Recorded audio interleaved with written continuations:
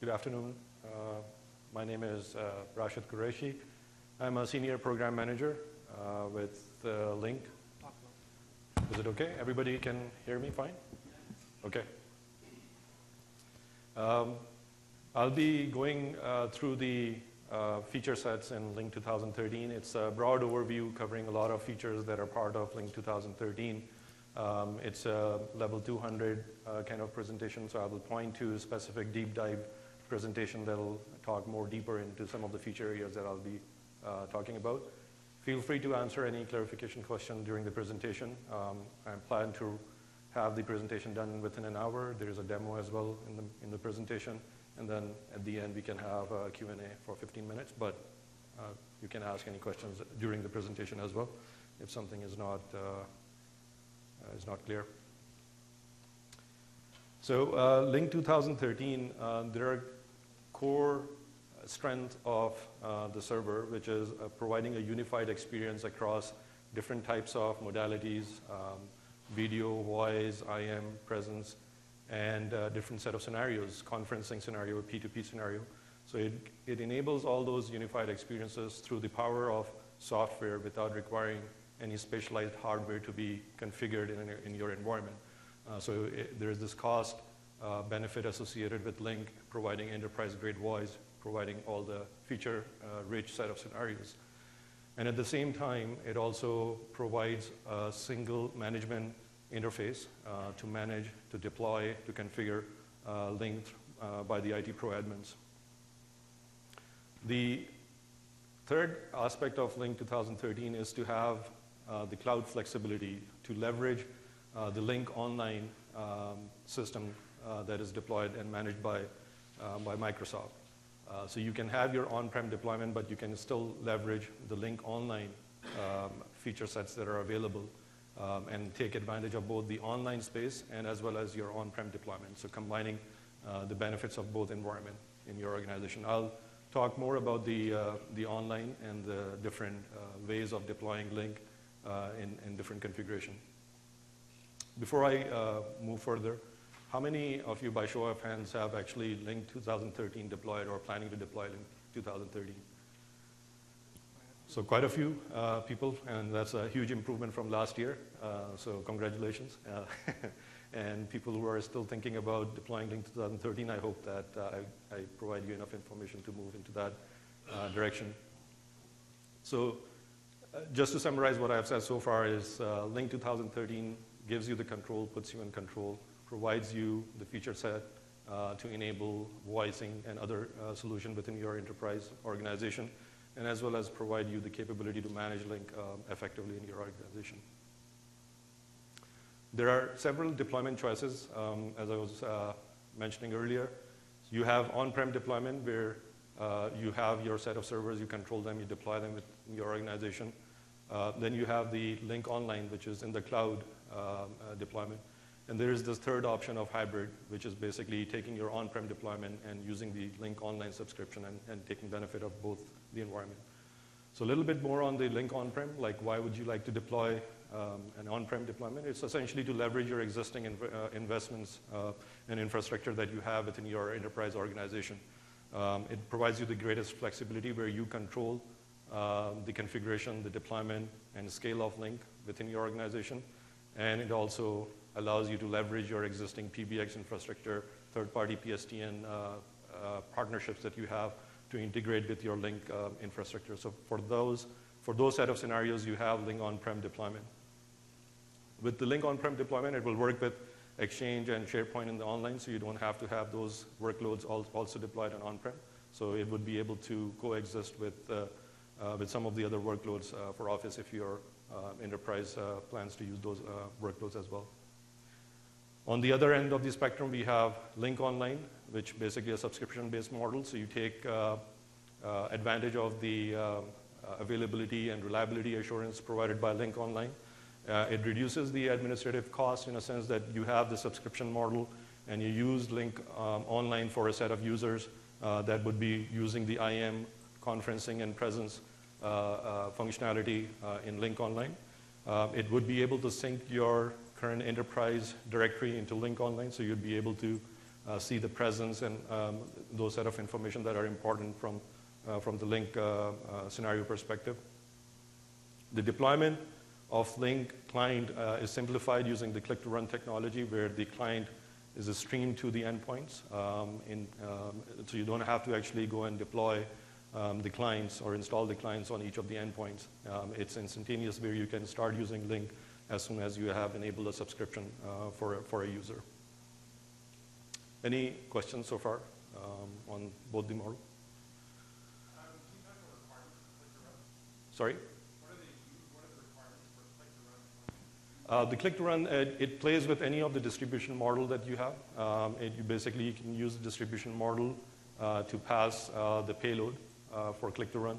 It streams the bits directly onto the endpoint, and you would be able to start running the click-to-run applications that are deployed in that fashion. So it essentially provides an isolation, a virtualized kind of a deployment model, and it can run side by side with any of your existing, let's say you have Lync 2010 deployed. The click-to-run Lync 2013 would be able to run side by side without interfering with Lync 2010. Do you have out-of-the-box SCCM packages? Sorry, pardon me? Do you have out-of-the-box SCCM packages?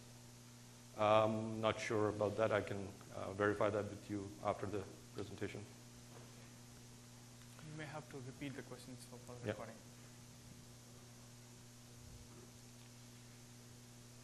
There is this third mode, which is the hybrid mode of deployment, where you have both Lync on-prem and Lync online deployment or subscription. The typical reason why you want to go with this hybrid model is if you have a group of users within your organization that really doesn't have any requirement for PSTN connectivity, or they use your corporate PSTN lines, you can have those users onto the online, Lync online, and they can use the IM conferencing and all the other functionality, and they have their own cell phone for making PSTN voice call. So in those cases, you have this kind of a hybrid mode where you can reduce the load on your on-prem and move some of these users into the online and migrate those users into the online space in a gradual fashion. So in a nutshell, there's a lot of features included with Lync 2013. The presence and instant messaging scenarios, enterprise voice, persistent chat functionality is included within Lync Online. All of these features are provided in an integrated fashion to the user. So from the same client, you can exercise these scenarios without having to work with different kind of user interfaces to enable those scenarios. I will talk through these features and highlight the key scenarios that are, or key feature sets in each of these areas that have been enabled in Lync 2013. So for the enterprise voice, it provides enterprise-grade voice functionality. There's a bunch of features that have been added to support enterprise voice in Lync 2013. There are a few new features since we have the last conference last year, which is the location-based routing and the support for multi-factor auth.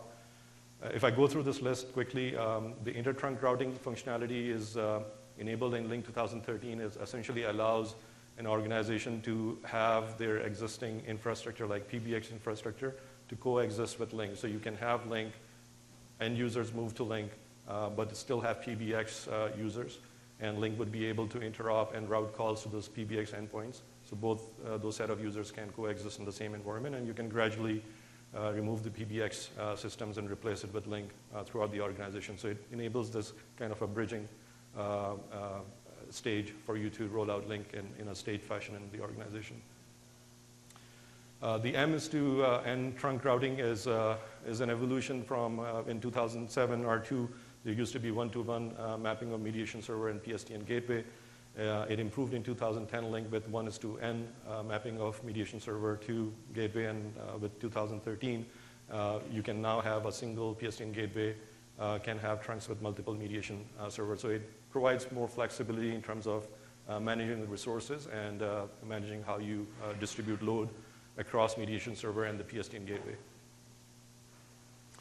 The caller ID translation, Lync 2013 uses E.164 format for standard format for numbers.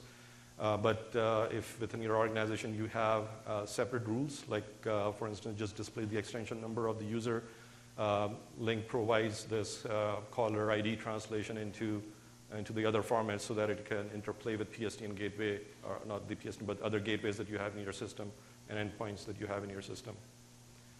Unassigned number range handling is a functionality where within an organization, if you have a set of numbers that are currently not assigned to any endpoint, it will be routed to an auto attendance service, which will announce that this number is not assigned to any user.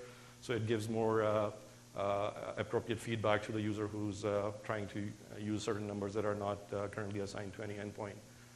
The E911 improvements provide location-based functionality. So when an emergency call is placed within an organization, it carries the location information, and it also has the capability to dispatch the E911 call to the local within your organization, the security desk, for instance, apart from dispatching it to the 911 provider, the local 911 provider.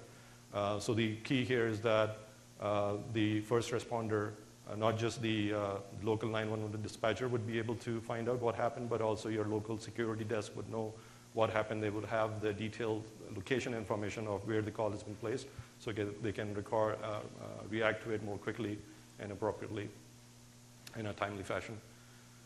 There is a new conference PSTN dial-out policies. So if in an organization you have users that don't have PSTN dial-out EV policies assigned, but in certain cases, if there is a set of users who are in conferences and they need to reach out to subject matter experts, you can assign the PSTN dial-out policy to those users. So even though they don't have the EV policy assigned, they would still be able to make a PSTN call-out to invite subject matter experts, for instance, in the meeting to discuss any issue during the conference. So it's only enabled during that conference where this user is engaged.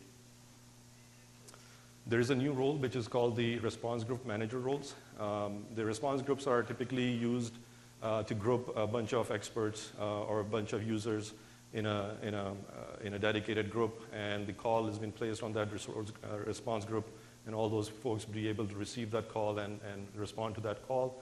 But in scenarios where you have a lot of response groups in your organization, to configure and to manage those response groups, you have to cut an IT admin ticket so they can go and respond to that request. With the manager role, you can assign this responsibility or delegate this responsibility to a set of users who can then go and manage those response groups independently without having to go to the IT admin to service those requests every time there is a need to make any changes to the response groups. The call forwarding and simul-ring functionality has been enhanced. New options have been added. For example, the delegates would now be able to register their mobile endpoints for simul-ring as well. So this gives them the flexibility not to be tied to a desk all the time in order to receive phone call that has been placed for their bosses, so they will be able to receive those calls on their cell phone. So that's an advantage and helps mobilizing the users.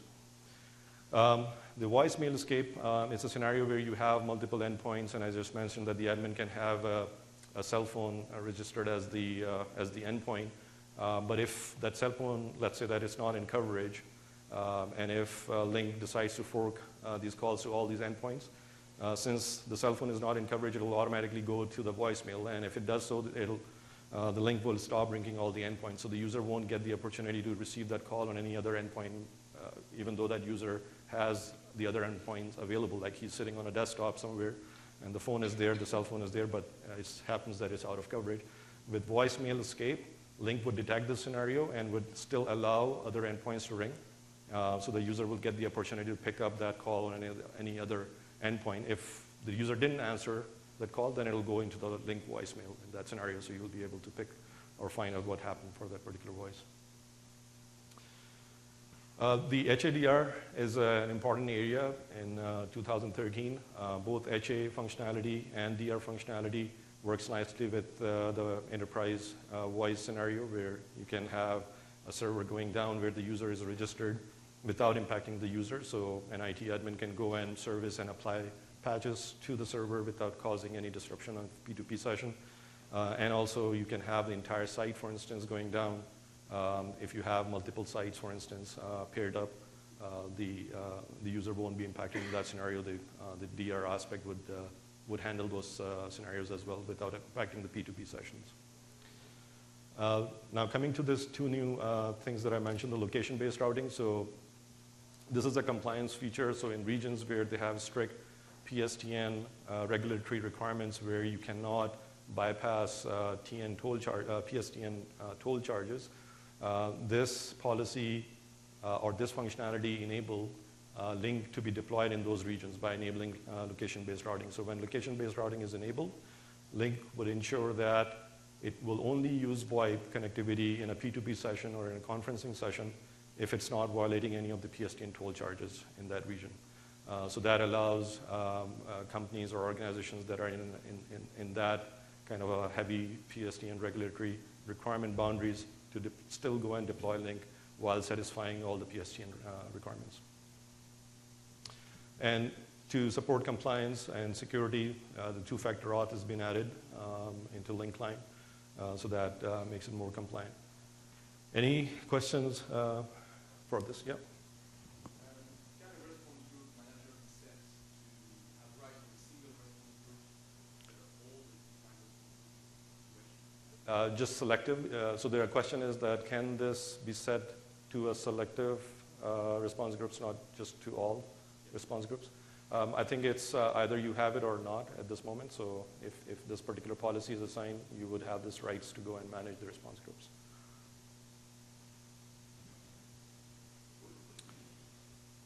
Okay.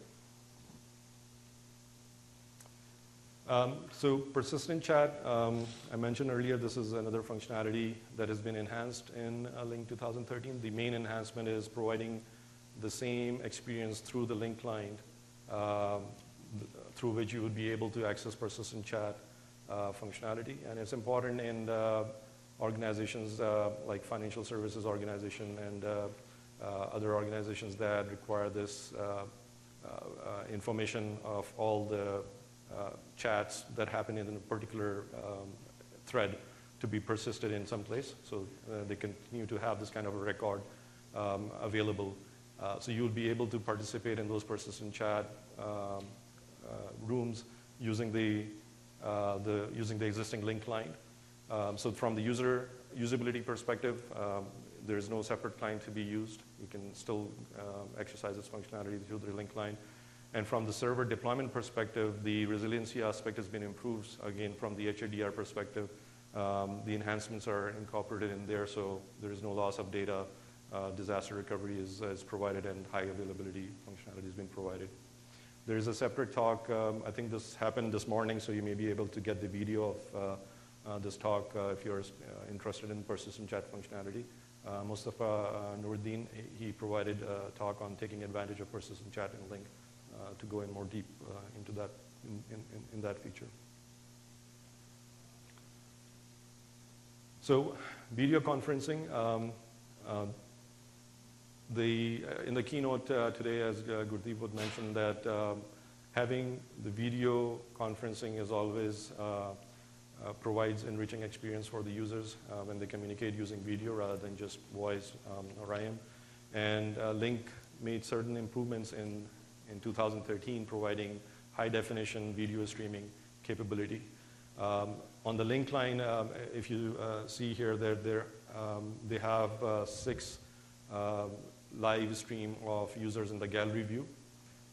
So you can see their participation in the meeting and their video live stream in the meeting. So those 6 views are basically the people who are most contributing in the meeting, the people who are mostly talking in the meeting. They will be shown in the top 6 window in the gallery view, and the rest of the seatings would be shown for all the other participants in the meeting. You can still lock a particular view or a particular session or particular view on a user, and you can see that user's stream in that meeting, regardless of whether they're talking or not. So you can basically lock on a particular user or pin a particular contact and see that stream. The smart scoping functionality is included with Lync 2013, where If a user is moving from the camera or moving back from the camera, the smart cropping will take out the irrelevant kind of ambient surroundings and focus the view on the user so that the user is more prominent in the video stream. From the interop scenario for video conferencing and telepresence, there are new codecs being supported, which is H.264 and VC1 that enables video conferencing and telepresence scenario to interplay with other third-party gateways and work with Lync server. Any questions here so far? Yep. Plan to support multicast. In 2013, no, but we are actually looking into a solution of providing multicast video in the near future. After 2013. Yeah. So we don't have a date yet, but definitely that's one of the features that we have a pretty good understanding of how it should work. It's just a matter of getting to the next level of detail and actually releasing it. So we talked about enterprise voice, video conferencing. Both are the core strength of Lync 2013. But there is more in terms of enhancing the reach of Lync 2000 experience. And this is through the web conferencing. So enabling the Lync experience of voice, of conferencing on multiple web platforms, be it IE, Safari, Chrome, Firefox. You can get the same experience using rich Lync web app, or ELVA for short, and get the same kind of experience without having to have a dependency on the native client installed. There's also enhancements done in the OVA, which is the Outlook web app from Exchange to schedule meetings through the OVA client itself, so you don't have to have a dependency on Outlook to go and create those meetings. You can do it through OVA client, so it's completely through web-based. You can enhance those experience or experience the Lync scenarios through the web applications.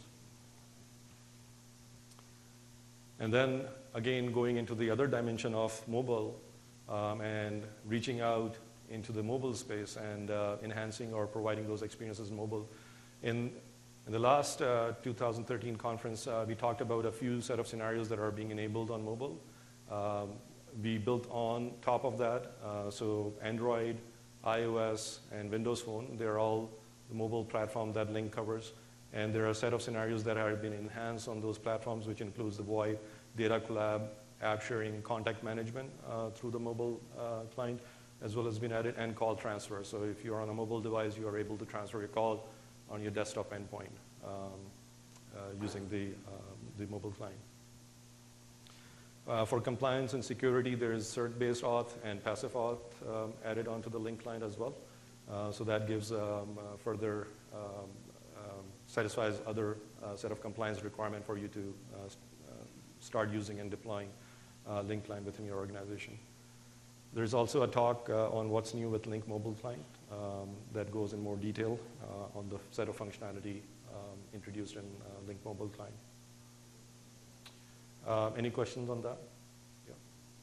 About actually just managing the client itself, turning it off. Managing the client itself, in a sense, turning off mobiles. Like at the end, managing the device. Sorry? Managing the device itself. So it's the life cycle of how to manage, how to deploy, how to update patches. So is there any? Yeah. So we have a couple of things around that. One is the client itself is given through the app stores of individual app stores from Apple, Microsoft, and Android. But apart from that, from the Lync server side, you can have a client version filter, so you can restrict the version of clients that you want to connect to your Lync server. And there are also a couple of mobile-specific settings that you can do it on the server, so that you can say, hey, this mobile clients can never access your Lync server outside of your corporate network. So there are mobile-specific settings that you can apply on your Lync server to actually restrict or behave in certain way that you want mobile clients to behave. But the installation itself happens through the app stores of individual platforms. How about actually turning it off? In other words, Yeah, you So can. there's a policy that you can enable on the server that will turn off mobile. All mobile devices. Yeah, all mobile devices. even in erasing data? Sorry, say that again. Let's say erasing data, we could erase, let's say, the data on the device. I don't think we support that, but maybe that's a good question for the subsequent session for the mobile team.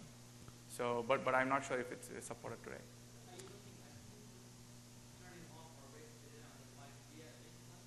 Correct. Yeah. You raised about what happens when a phone gets stolen. Well, that's kind of what I was. Yeah, so that's basically, I mean, for each of the phones, they provide as a native kind of functionality to erase everything on that phone. So it's not kind of selective. It's either all or nothing kind of a thing. Or some. Yeah. Yeah. So we also have one more setting where you can say, hey, this user, if a particular user's mobile phone has been lost, and if he reports it, you can say, hey, this user cannot log into mobile phone anymore. So you can turn off mobile per user as well. Yep. Is that by device or by user? By user. So a user can log in through desktop and other clients, but not through his mobile. So what happens when they get a new phone? Yeah. I'm not sure about whether we have device-specific settings, so that's something that I need to confirm. Yeah. So there are certain features that are available in a sense that you have device wipeout, so you can do that. And as Ganesh mentioned, there is selective functionality that you can enable to turn off a user accessing the mobile functionality, or you can completely disable mobile organization-wide so nobody would be able to use mobile. So those are the controls that are available today. So Ganesh, he's been standing here quietly. Let me introduce him. He's deeply involved in the mobile and web space. There's a demo that he will talk about, and Prashant and Tony will help in this demo to demonstrate the capability of web and the mobile space. You want to switch to 8? Yeah, let me switch the... Hey, I'm Ganesh. I just want to get a sense of how many people have deployed the mobile solution part of Lync 2013. About half, I would guess. I don't know about you, but I'm super excited about our mobile and web strategy with Lync Server. As Gurdeep mentioned in today's keynote, it's going to be a universal communication. It's going to be web, mobile, not only mobile. It's going to be even to clients that you have never thought of. For example, one of my colleagues, he actually had a client based out of UCWA, which is a public web API that Lync Server 2013 supports. He managed to write a client on Raspberry Pi, which is like a $35 computer. So pretty much once you understand the philosophy behind the web APIs, the sky's the limit. Having said that, I just want to show you a demo with a couple of mobile clients. So I just want to show that the view that you are seeing here, this is my client that I'm joining a meeting. So basically we have a phone here. I have signed in on myself, my official account. I'm going to have my buddies Prashant and Tony here to help out with the demo. So I'm going to call Tony and see what he's up to. So I'm going to make a video call. It pretty much uses it's audio and video call, and you should see two-party video show up rightly. Yeah. So, hey Tony, thanks for joining. And I think there are a couple of good conferences, good speeches going around this Lync conference. Maybe we should attend a couple of those. Maybe we should include Prashant as well, who's sitting right here with his iPhone. I'm going to invite him. This is what is going to happen here is that I'm going to make a two-party call. I made a two-party call with Tony. Once I invite Prashant, who is here, once I add Prashant, it actually escalates from a two-party call to a conference automatically without you saying anything about it. So conference escalation is one of the really latest features that we started supporting in mobile devices. And more and more, if you notice, okay, I think I need, yeah, yeah. The more and more you see, the mobile feature set is getting closer to what we support on desktop, and it's not going to take, as you guess, it's not going to take long where the mobile client is on parity with the feature set that we support with desktop. And one of the things I just want to add to this one is you can actually go to the participants view where we show the rich set of roster features. You can see yourself and all the attendees in a participants. Not only that, you can get to see their presence, you can get to see their photos, and all the modalities they are participating in. For example, in this we have audio and video. So all the 3 participants are showing audio and video. If you add IM, and there's also app sharing supported, so you see those icons light up as well. While I was talking, Tony, can you share something so that I can show the app sharing feature in mobile? So I get a notification saying that Tony has started presentation. So if I click on that, I should, in a minute, I should see the app sharing that Tony is doing. Yes, so it is getting loaded. And yes. So yes. You guys saw my cool photo. I just wanted to show the iPhone experience as well. Yeah. You need to focus. You need to keep. Right now. Is it visible? Yeah. So basically, the iPhone and the Windows Phone will have similar set of experiences across. Both support application sharing, viewing, and the UI culture that you see across the different devices would be the same Lync experience that you see with the Metro app or the desktop app. So, and don't judge me for using an iPhone. It's because of people like me that we can have such a rich ecosystem with the different OS. So I'm actually the same here. Thanks, Prashant. So all along, I've been actually demoing this feature from a web client joined to a conference using the same set of APIs that the mobile clients have been using. So this is a web client that can join to a conference, and you see exactly a similar set of features that is supported in mobile clients as well, where you see a rich set of participant information like title, display name, and the modalities that are joined to. And you have the full view video show up here as well, and you have individual modalities that you can add, like application sharing, video, and you can have more participant actions as well. Yeah, that's the demo I had to show. Yeah, so that's pretty cool. So this experience is as if the native experience that you get from the Lync client. This is available through the web interface, and it's same on IE, Web, Chrome, and Firefox, and Safari. Yeah. Very cool. Thank you, Ganesh. So there is this another session at 3:45. You need to change the... Actually, not AM, it should be PM. You need to change it back to 1. So ignore the AM, PM. But there's a presentation here that goes in more detail about the Lync mobile client. Are you covering in that as well? Not today. Okay. Oh, yeah, sure.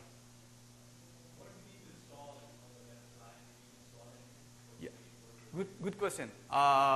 If for a web client, typically, if you don't do any kind of audio or video, you don't need to install anything. It just runs from the browser. But if you need to do audio and video, there's a small plugin, ActiveX plugin, that will be, you'll get prompted if you're joining the audio modality. It will be prompting for you to install an ActiveX plugin. So if you just install, that should be it. Yeah, that's a good question, and I've been hearing that question from a lot of people. So we are, I don't know if you attended a couple of other sessions. We are working closely towards, with the WebRTC team inside Microsoft and outside of Microsoft as well. And we are coming up with, we are thinking about coming up with a solution for addressing the WebRTC based clients. So soon you will see something related to that. Yeah.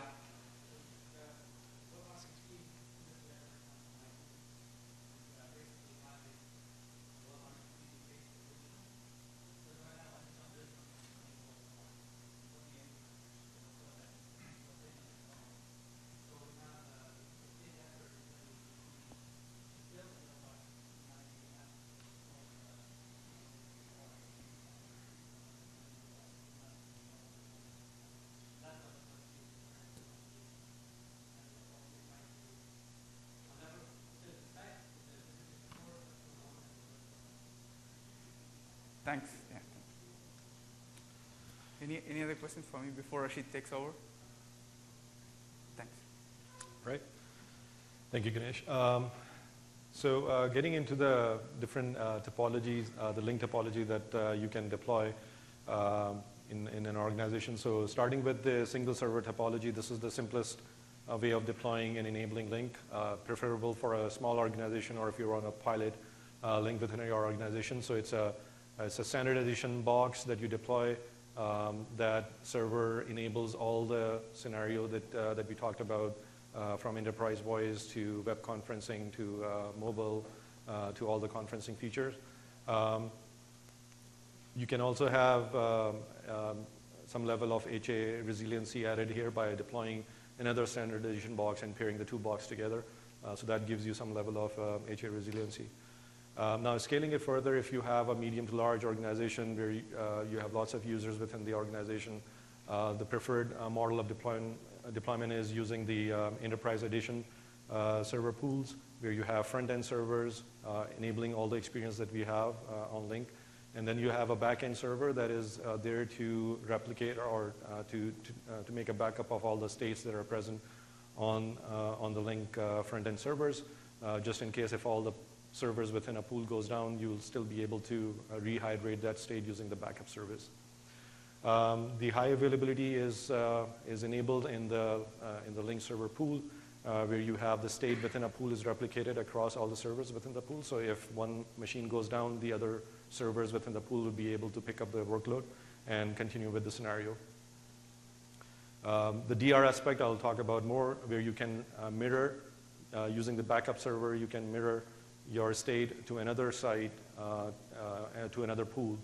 So if the entire site goes down, you'll be able to still recover the workload on the other pools in the other, on the other site. The backend database can also be used to co-locate other set of scenario that you want to enable within your organization, like QA or the quality-based information that you want to store. The monitoring functionality and PChat database can also be co-located on the backend database. For the organization that have multiple sites, you can have the same kind of deployment model in multiple sites, where you have enterprise edition server pools deployed in primary and other sites to enable remote access and to remote access and federation. You can deploy edge servers in those sites that would open up federation with other organization, and as well as open up remote access to your enterprise environment. As I mentioned, that you can pair up your sites or pools in those two sites. So if one site goes down, the other side would be able to take over the workload. So that's the DR aspect of it. And the backend server that I mentioned is used to replicate a state from one site to the other site. So you have high availability within a site using the functionality of replicating the state within the pool. And then you have disaster recovery utilizing the backend database to replicate the state across sites. So far, we talked about a bunch of roles, but to really think about Lync deployment, there are three set of roles. There is this front end, which runs all the workloads. So you have the SIP registrar functionality provided by the front end. You have mobile web access, all of that functionality provided by front end. Then there is the SQL backend that enables mirroring and storing the state present on the front end server. And then you have the edge server that enables remote access and federation with other organizations. So those are the three core roles to enable Lync within an organization. And then on top of that, you can add other functionality like persistent chat server. So if you deploy persistent chat, this will give you the capability or enable the persistent chat functionality. There is this monitoring database that you can add, so you can monitor the quality of voice within your organization. By deploying Exchange, you get functionality like voicemail. You can use Exchange for that. The System Center, you can use it to monitor the health of Lync server within your organization. And then using SharePoint WAC would give you the capability of sharing presentation, PowerPoint deck in a more rich fashion, in a sense that if you have, let's say, embedded video within your within your PowerPoint, you can use this SharePoint WAC server to stream those content as well in your conference. So the difference from 2010 and 2013, one big way of making it a more highly scalable 2013 is to do a bit of a loose coupling between the back-end and the front-end servers. In 2010, all the dynamic state and static state used to be persisted in the back-end, and that drives the limit in terms of how many servers that you can have in a pool because of the high throughput that you would need on the back-end server for all the dynamic state that you need to access. With 2013, the dynamic state is now moved into the front-end server, so all the front-end servers maintain a portion of the state of your entire set of users, whereas the back-end server is more about backing up that dynamic state at a regular interval, so you have that state captured in one place. But with this loose coupling, you can add more servers in a pool, so now you can go up to 12 servers within a pool. For the back-end server, if it is replicating a state to other sites, there are several ways of enabling it. The mirroring options was enabled some time back, but now clustering and always-on functionality has also been enabled for the SQL backend replication. Any questions so far?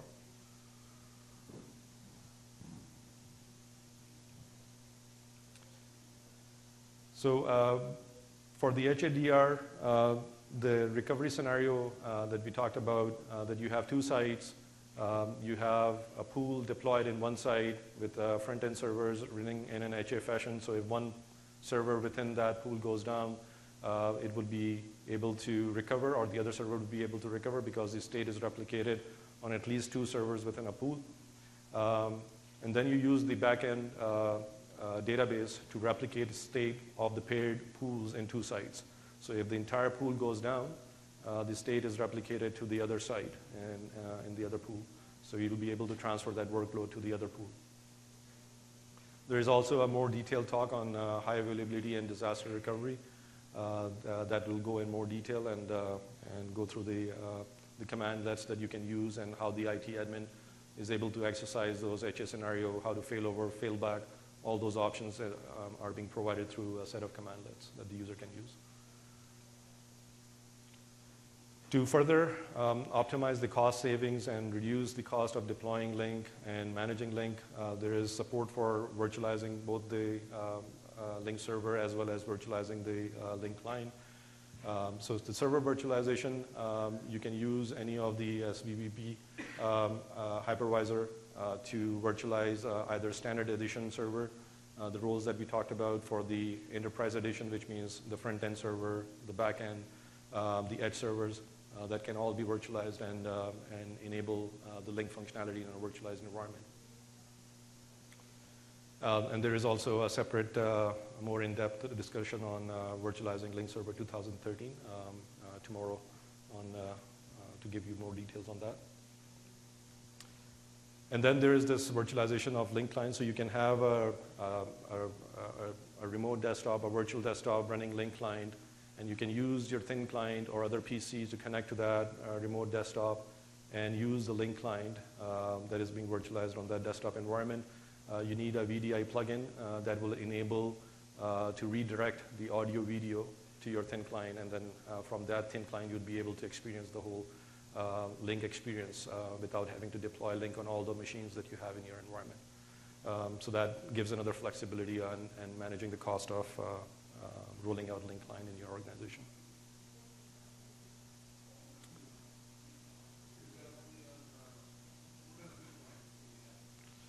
So this is basically a system on a chip-based client like HP clients that are out there. Only Microsoft, yeah.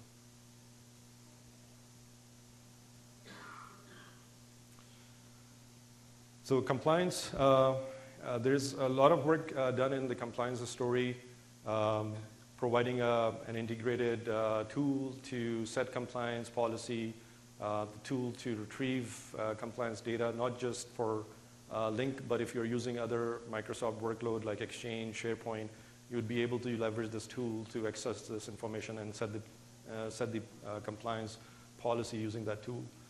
So the biggest change here is that there's one archiving store in Lync 2013.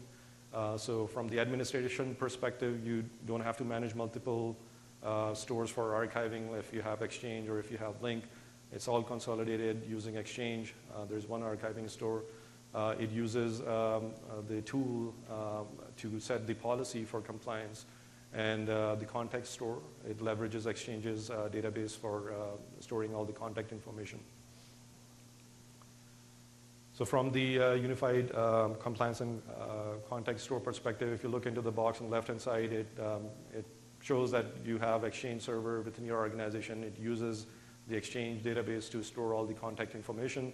And from the Lync server, as well as the client talks directly to the Exchange 2000 server to persist information and retrieve information for contact.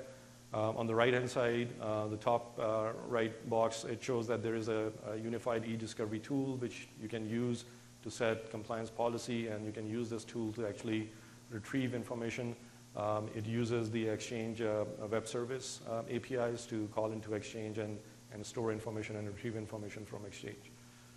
So it tries to simplify the whole compliance and archiving story in Lync 2013 and work better with other workloads if you're using Office workload like Exchange and SharePoint within your organization. So enabling the connected scenario, enabling federation, remote access, and Skype. As I talked a couple of times, that there is this role, which is the edge role. If you have this edge role deployed, it provides accessibility for the remote users. You are able to use the edge server to enable federation with other organizations, as well as you have Skype interconnectivity, so audio, video connectivity through Skype with Lync users. Those are the functionality that would be enabled through this edge server and with the other parties and third parties that are involved. There's also a talk on Lync Skype connectivity v2, which talks about a more in terms of how the Lync Skype connectivity can be enabled. Yeah. Sorry? Session border control. Yeah, I mean, so it basically gives you this set of functionality where you can manage and implement the policies of what other network that you want to federate with and allow access through that edge in a more controlled fashion. Yes, it's a Microsoft edge server. No. Yeah, so one good thing about the edge server is that it is the same edge server which is for both SIP, HTTP, and any other kind of traffic, instead of having to buy different appliances for different kind of traffic.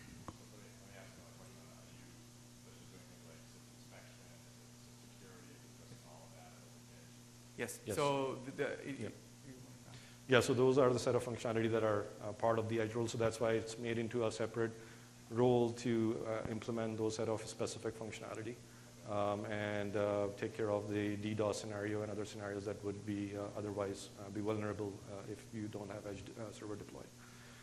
And the recommendation is like in the next slide you would see the director role, but the director role is more of now obsolete in Lync 2013 with the introduction of edge role.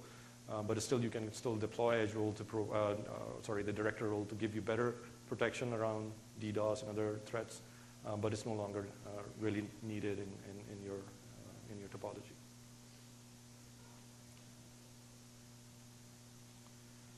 All right.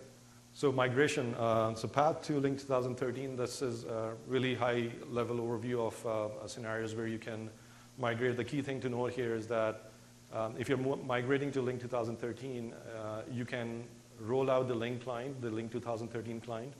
It would interop with Lync 2010 server. So that's one of the key things if you're planning to roll out. Or you can start with the back-end server deployment, the front-end server deployment. It would play nicely with other server infrastructure that you have, the Lync 2010 server infrastructure. So it can live side by side. So one of the pattern that you can use here, we are showing that you have federation in your old deployment, or we call it legacy here, and you have set up with federation and remote access. The first step is that you deploy a pilot pool, you add a bunch of servers, And as you add those servers, you update your directory roles to basically point to those new servers that you have added, move a bunch of users, stabilize those users. Since the directory role is now pointing to this new server as well, the traffic would be routed for those new users that have been moved to this new pool. And in a gradual way, you add layers on top of that server and start moving the functionality. So you add director role, the new director role, the new edge role. You change the rules, so the remote access would now be through this new edge role that you have added, and the traffic would flow on your new deployment. And as things are stabilizing, you move your federation to the new edge server, and from there on, the new silo would essentially becomes more and more active, would be taking in real traffic. And at that point, you start moving all the remaining users to that new server and decommission the old server and repurpose those old machines. All right, so questions and comments. I'll just put this slide here. There are a bunch of other sessions that I thought that would be interesting to attend that will go in more deeper in some of the functionalities that we talked about, among other sessions that would be covered during this presentation. If there are any questions, Ganesh and I have. Yeah. I have a question about the link in the other video. For example, if you have Cisco video you call from the link client and enter the Cisco video. Not at this moment. What we have, as I mentioned, that in the video conferencing, you have this Edge.264 codec and VC1 codec that can interoperate with other gateways, the third-party gateways. But it would not be able to directly use the Cisco conferencing system directly. There is some work needed to enable that, and that's some of the things that we are looking into. Yeah, and another thing is we also have a platform story. So if you want to actually interrupt with a specific third-party video conferencing solution, you can think about how you can leverage our platform to build a gateway as well.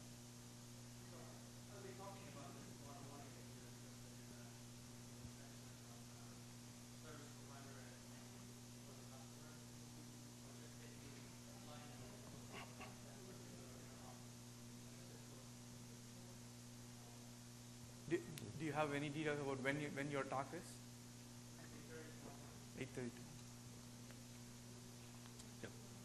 Comment a little bit on whether it's premises level or the online or the hybrid.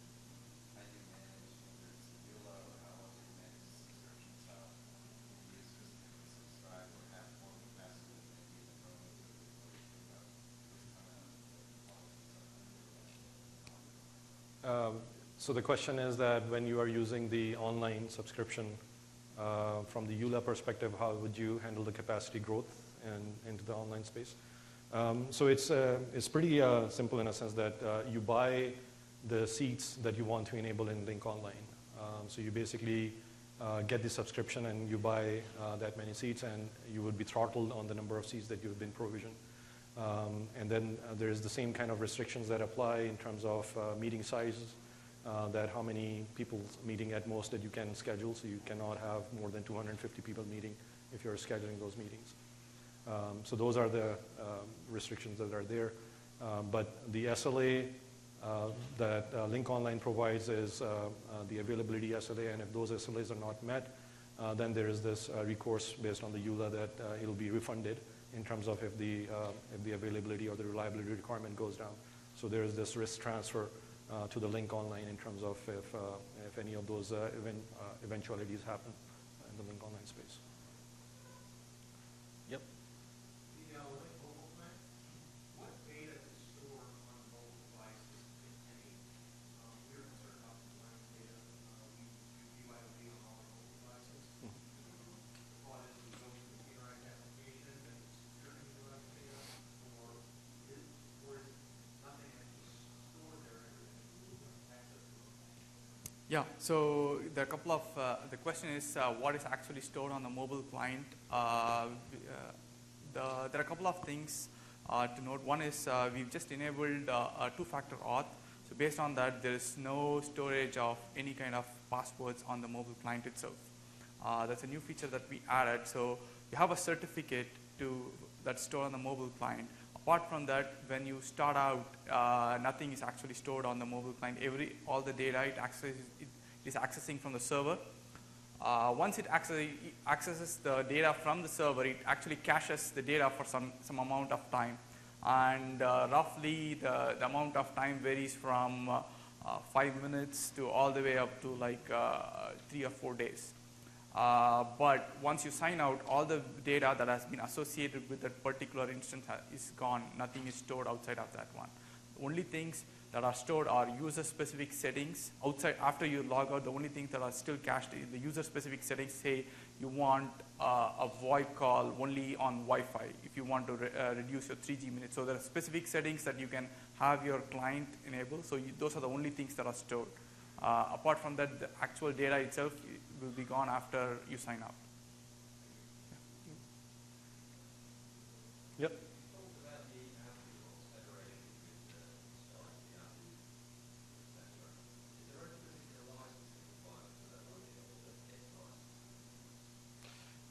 So the out-of-the-box, in a sense that you have to do some configuration to open certain ports. So there is no licensing requirement as such that I'm aware of, but I can check on particularly with Yahoo, but there is no licensing requirement with Skype, at least. But for Yahoo, I need to check on that.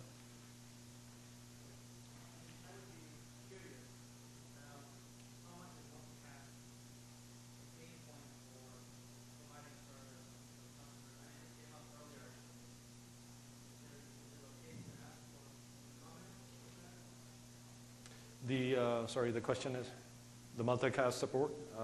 What is the pain point in terms of? Yeah, I mean, the question is not really for you. It's more for. Okay.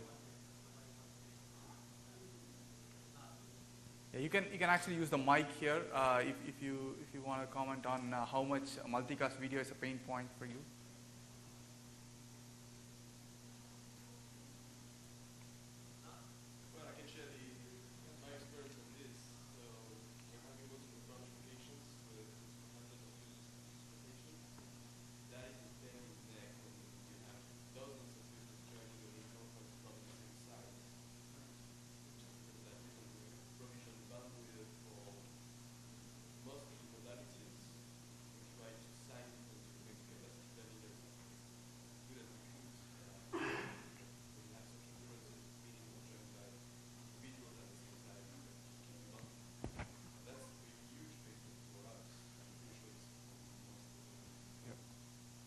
And as I think for the multicast scenario, like when we are talking about Lync Online itself,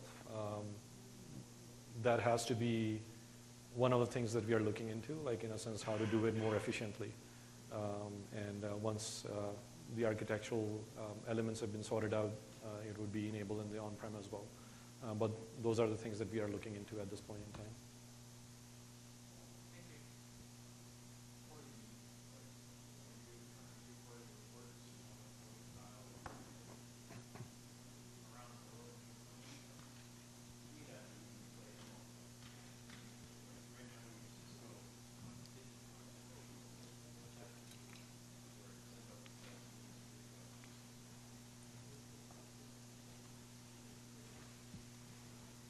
All right, thank you folks for joining in. Thanks a lot.